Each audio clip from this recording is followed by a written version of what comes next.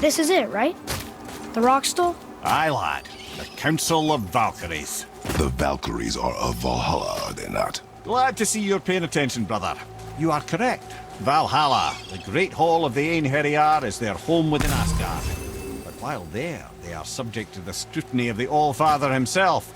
And relations between the Valkyries and Odin were tense during my tenure as his advisor. Why? Well, that's an even longer story, lad. For now, why don't we look around for some clues?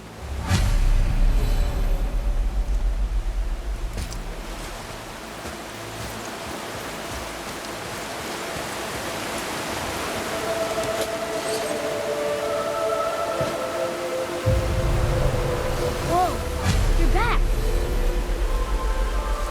Come here. Who is she? Gunnar, Mistress of War. After any conflict, big or small, she would be first on the scene, sussing out the worthy spirits for a free trip to Valhalla. A gruesome task, but she took great pride in it. Any conflict? Impossible. It's true. She had help from her sisters, of course, but Gunnar was always first to arrive. Her judgment of the fallen was unparalleled, and an invaluable resource to Odin. She was one of his favourites.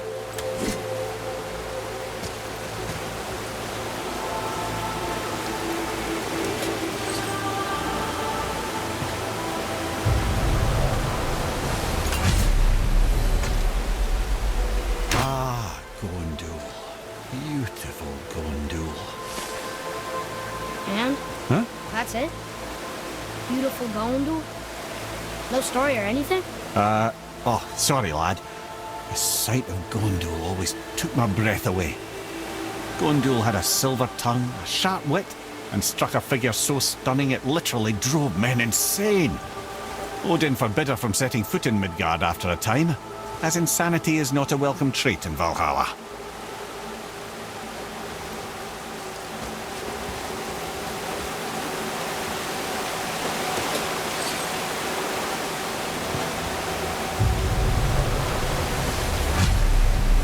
This is none other than Geirdriful, the Master of Arms in Valhalla, responsible for arming and training Odin's Einherjar.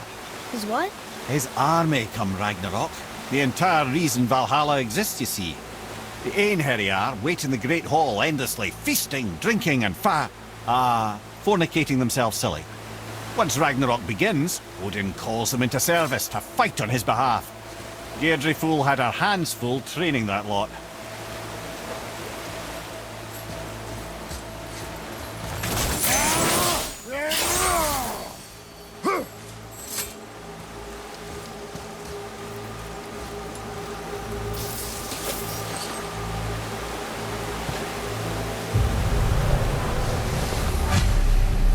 My friends, is Kara. Now, Valkyries are volatile by nature, but Kara, the lass is wild storm personified. A wild storm? Aye, calm and collected. Then the air would shift and the fury of her storm would unleash. 'Twas beautiful in a way, assuming you could find proper shelter. Her tears would cleanse the blood-soaked battlefields.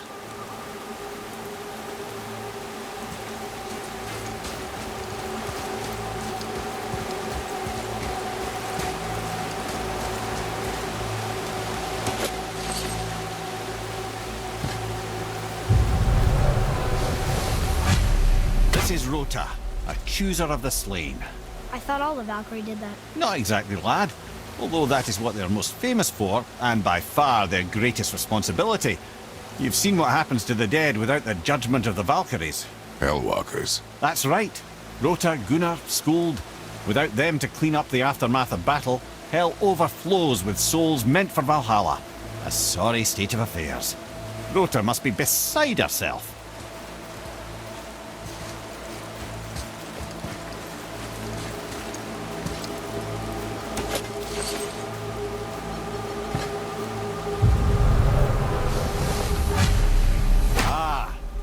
Here we have Air, the healer. A Valkyrie healer? Strange. The air was strange, as a matter of fact. Very quiet, very calm. Where her sisters were violent rapids, the air was a gentle stream. She healed the wounds of both mortals and gods, and even a certain all-knowing sage who once drank too much and fell off a mountain. Not my proudest moment.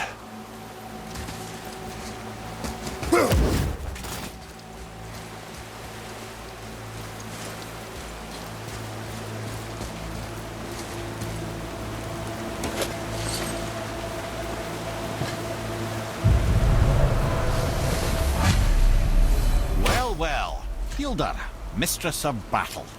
She and Odin got on quite well, actually. Her and the other Valkyries, not so much. She would spend most of her time here in Midgard observing discord between the living, and sewing some up herself from time to time.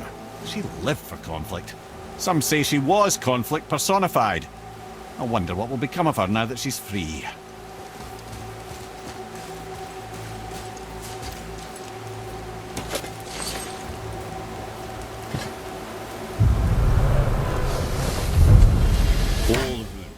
Once the daughter of a powerful chieftain, she fell defending him during a Reaver attack. Orun was escorted to Valhalla, where she chose to devote her afterlife to the pursuit of knowledge above all else. Quite unusual behaviour amongst the constant drinking and feasting of her fellow Valhallian denizens. How'd she end up a Valkyrie? Odin. He saw a kindred spirit in Orun's single-minded pursuit of knowledge. He appointed her as the Valkyrie's resident historian.